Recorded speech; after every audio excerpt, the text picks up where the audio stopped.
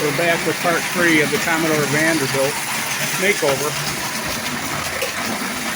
I did not film painting it because I would make a disaster trying to paint and film at the same time.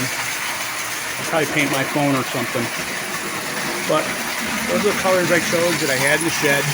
I had the cars. I made the tender, my own color scheme.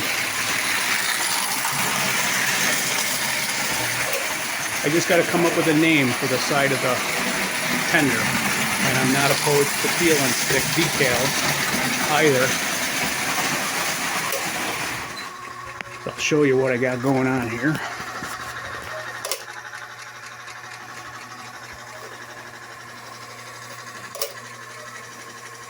I think she turned out pretty good. I got the little lens covers ordered.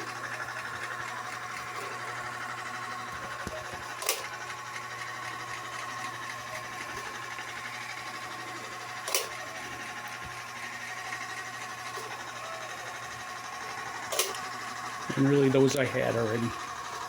So nothing special.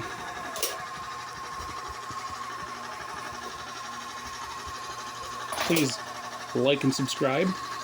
Again, leave a comment below if you like it. Have a great day.